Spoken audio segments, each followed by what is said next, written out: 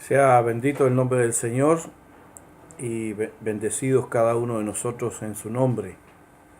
Vamos a compartir una segunda parte respecto a lo que se refiere al árbol de Navidad. Cuestión que muchas veces pasamos por alto o que en otras oportunidades causa ciertas controversias. No hay opiniones claras, no hay opiniones directas al respecto, y cada uno según su criterio hace uso o está presente en las celebraciones a la manera como en su pensamiento, en su conciencia ha aprendido o ha creído. Bueno, la verdad es que sí podemos hacer mucha controversia, sí podemos hacer mucho ruido con esto. Podríamos mencionar y hacer alusiones, como ya hemos hecho en algunos casos, a qué dice la Biblia al respecto. Pero yo quisiera leer un pasaje que es importante, que está en un contexto distinto. No tiene que ver con la Navidad, no tiene que ver con el árbol de Pascua, no tiene que ver con ninguna de estas cosas que la iglesia cristiana adoptó a través de los siglos y que fue añadiendo a sus liturgias o a sus celebraciones. Pero este pasaje sí nos aclararía en cierta manera algunas cosas o algunas formas de proceder nuestra respecto a lo que hacemos o no hacemos. El capítulo 14 de la carta del apóstol Pablo a los romanos menciona algunas cuestiones que seguramente en el tiempo de Pablo fueron controversia.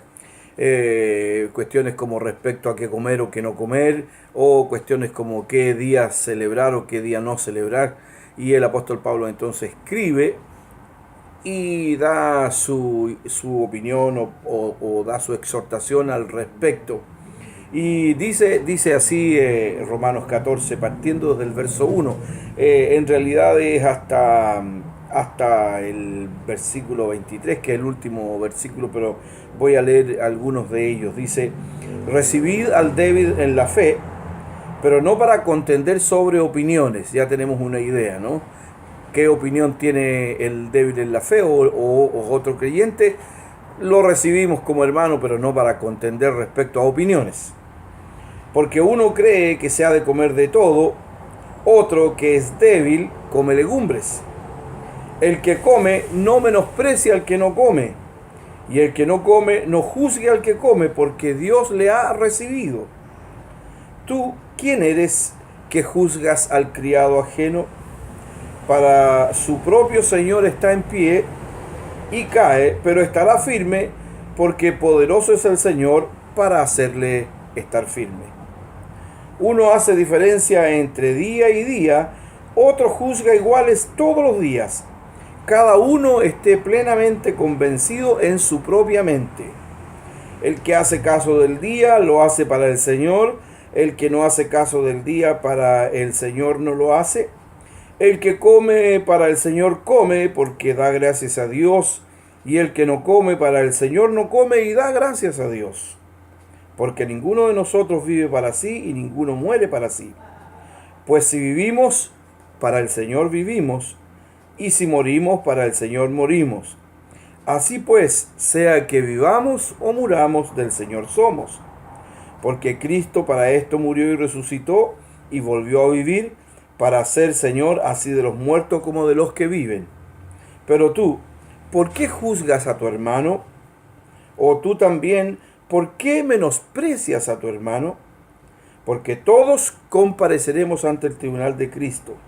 Porque escrito está: vivo yo, dice el Señor, que ante mí se doblará toda rodilla y toda lengua confesará a Dios. De manera que cada uno de nosotros dará cuenta de sí. Así que ya no nos juzguemos más los unos a los otros, sino más bien decidid no poner tropiezo u ocasión de caer al hermano. Yo sé y confío en el Señor Jesús que nada es inmundo en sí mismo, mas para el que piensa que algo es inmundo, para él lo es. Pero si por causa de la comida tu hermano es contristado, ya no andas conforme al amor. No hagas que por la comida tuya se pierda aquel por quien Cristo murió. Bueno, este pasaje tiene algunos textos más ahí, pero nos ayuda un poco a entender que la idea principal aquí de esta enseñanza, de esta reflexión respecto al árbol de Navidad y otras cosas que se añaden a esta celebración, no tiene el sentido de contender, no tiene el sentido de hacer polémica, tiene el propósito de enseñar y que el creyente, cada uno de nosotros, en nuestro corazón, en nuestra conciencia, podamos decidir con la ayuda del Espíritu Santo aquello que es bueno o aquello que edifica. Cuando alguien hace algo que no involucra pecado, ninguno de nosotros somos jueces como para emitir un juicio respecto a lo que hace el hermano o la hermana o la familia. Si alguien decide armar un árbol de Navidad, no es problema. Si alguien no lo decide, no es problema. Pero ni el uno ni el otro tienen ni la autoridad ni la capacidad de juzgarse mutuamente, porque cada uno está de acuerdo a su conciencia y a lo que ha recibido del Señor actuando. Pero el punto es que el apóstol Pablo dice que ¿qué ocurre con el débil? ¿Qué ocurre con aquel que está creciendo en la fe? Bueno, debemos tener el cuidado de que los hermanos entiendan. Debemos tener el cuidado de enseñar correctamente lo que se debe enseñar, para que ninguno que sea débil caiga y sea sometido a juicio a causa de lo que nosotros llamamos nuestra libertad. Bueno, otra vez el árbol de Navidad ha causado controversias y algunos han llevado al punto extremo de esta controversia y han citado al profeta Jeremías, diciendo que Jeremías en la antigüedad había condenado el cortar árboles y llevarlos a casa para adornarlos. Pero lo que el profeta Jeremías está diciendo es respecto a los ídolos, no al adorno de un árbol. Dice: así ha dicho Jehová, no aprendáis el camino de las naciones y no temas delante de las señales del cielo, aunque las naciones las teman, porque las costumbres de los pueblos son vanidad. Delante de un árbol del bosque, obra de manos de artífice con buril de plata y de oro, con clavos y martillos lo afirman para que no se mueva.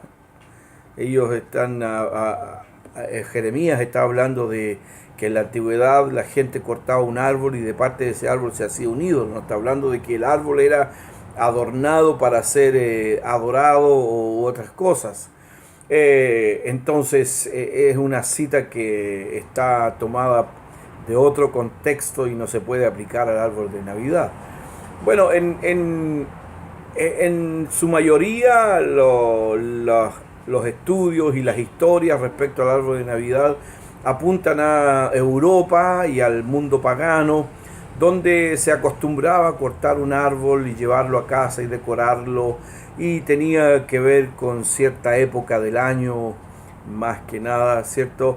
Se decoraba con pedazos de metal. Algunos dicen que también era adornado en honor al dios Baco, que es el dios del vino. Bueno, se dice que también en la historia de la iglesia, que los puritanos habían también condenado esta costumbre de adornar un árbol, un tronco, ¿cierto? Que habían condenado la costumbre del muérdago, que es ese adorno que se pone en la puerta de las casas, donde también se surgen varias otras ideas o supersticiones. Se dice que en Estados Unidos fue un pastor el primero en adornar un árbol, eh, pero uno puede encontrar una diversidad de cosas en la historia respecto a cómo surgió esto del árbol de Navidad. Hoy día nosotros ya sabemos la Navidad es una temporada comercial, que de ninguna manera el árbol es un símbolo religioso, ni el viejo pascuero es un símbolo religioso, simplemente son símbolos comerciales que arrastran a las personas a una carrera a veces desenfrenada de comprar, de dar y recibir regalos que no se condice con la piedad que debe tener un creyente respecto a despojarse a sí mismo como Cristo sin esperar recibir nada a cambio. Nosotros podríamos hacer un conflicto de esto, pero no es la idea. No es la idea poner trabas en el camino, la idea es enseñar, exhortar, dar una palabra que pueda dirigir nuestro corazón, una palabra que pueda enseñarnos, una palabra que pueda gobernar nuestro corazón, nuestra alma, y que nosotros podamos decidir con la ayuda del Espíritu Santo cuál es la mejor manera de celebrar este tiempo sin caer en la glotonería, sin caer en el egoísmo, sin caer en la vanidad, sin caer en el consumismo desmedido, sin caer en estas cosas que no le hacen bien al alma y que también le hacen muy mal a las familias, especialmente a aquellas familias que tienen menos recursos, que tratan de tener más de lo que pueden obtener con sus recursos y finalmente el resto del año viven con problemas financieros a causa de esta época del año. Y yo les bendigo, amados hermanos, y espero que en su corazón ustedes puedan tener paz, que puedan tener gozo, que puedan disfrutar de este tiempo que nos indica que es una conmemoración de nuestra salvación, es una conmemoración del tiempo de Dios cumplido para salvación de la humanidad, es una conmemoración de una intervención directa de Dios soberana en la historia de la humanidad para atraer al mundo hacia Él. Así que gracias sean dadas al Señor, que todo lo que hagamos lo hagamos decentemente, que todo lo que hagamos lo hagamos para gloria de su nombre, que todo lo que hagamos lo hagamos en el nombre del Señor Jesucristo y que podamos edificarnos mutuamente teniendo en nuestro corazón paz, gozo, alegría, mucho contentamiento y unidad, especialmente en la familia. Que la paz de Jesucristo les bendiga, les guarde. Sigamos adelante sirviendo al Señor, porque usted sabe, después de estas celebraciones, el mundo sigue girando, las cosas siguen ocurriendo y tenemos que estar firmes porque los tiempos no son buenos tiempos. La paz de Cristo para cada uno de ustedes. Amén.